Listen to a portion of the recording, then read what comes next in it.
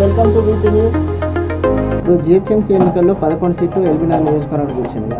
ఇది అటు పార్టీ గెలుపుగా చూడొచ్చా, లేదంటే పార్టీ వేవ్?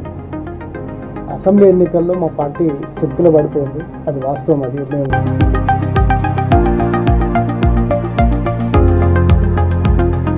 బీజేపీ కార్పొరేటర్లు వసూళ్లకు పాల్పడుతున్నారు. ఎవరైనా ఎక్కడైనా ఇల్లు కట్టుకుంటే అది వాస్తవం. ఎవరు ఆ విషయంలో అన్నేదా భావించరాదు. ఇక కార్పొరేటర్ల విషయం అంటారా, ఇక మేము గెలిచినాం.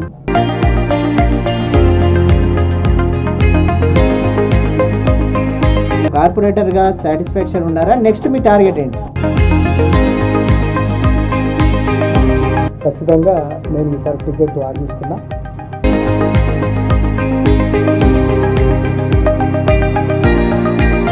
చాలా మంది ఎల్బీనగర్ టికెట్ బీజేపీ ఈసారి మాకే వస్తుందని ఒక ఆశాభావం ఉన్నారు. వాళ్ళందరినీ కాదని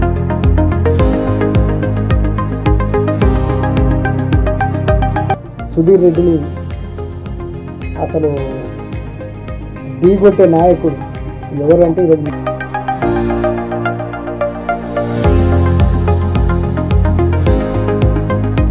వేల కోట్ల అభివృద్ధితో ఇక్కడ నేను పార్కులు నిర్మించాను, కాలనీలలో అభివృద్ధి చేశాను, అలాగే ఫ్లైఓవర్లు కూడా నిర్మించామని చెప్పి పదే పదే సుధీర్ రెడ్డి చాలా బ్రహ్మాండంగా ముందుకెళ్తున్నారు. నేను ఆ విషయంలో ఒప్పుకుంటా. నీకున్న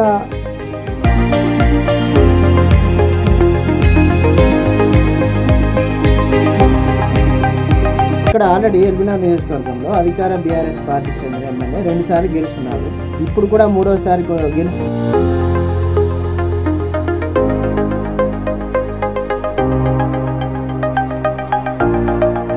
సుధీర్ రెడ్డి అనే వ్యక్తి నాస్తికుడు, కేవలం డబ్బులకే ప్రియారిటీ ఇస్తాడు. లక్ష్మీదేవిని నమ్మాడు. కానీ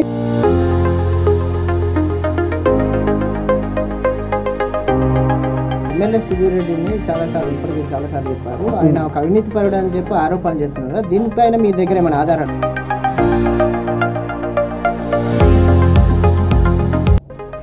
లిక్కర్ కంపెనీలు కానుంచి మొదలు పెడితే సామాన్య కార్యకర్త ఇచ్చేది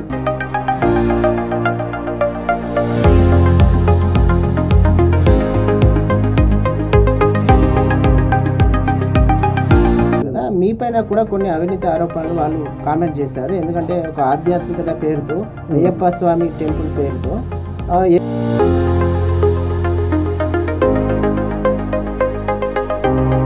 దీని మీద సవాల్. నువ్వు నీ పిల్లల మీద ప్రమాణం చేస్తాను సిద్ధం అంటే, నేను కూడా నా పిల్లల మీద ప్రమాణం చేస్తాను సిద్ధం ఉంటా.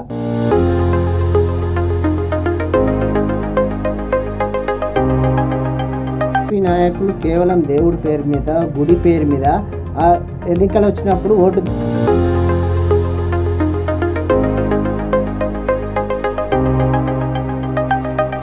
మీ హిందువుల జెండా, హిందువుల దేశంలో ఉన్నాం. ఖచ్చితంగా మేము భగవంతుని మొక్కుతాం, భారత్ మాతకి జై అంటాం.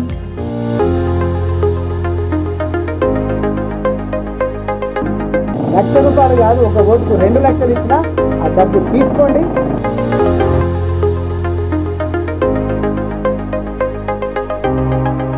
ఆయనను ఓడగొట్టండి, ఇక్కడ నుంచి తరిమి కొట్టండి, భారతీయ జనతా పార్టీని గెలిపించండి.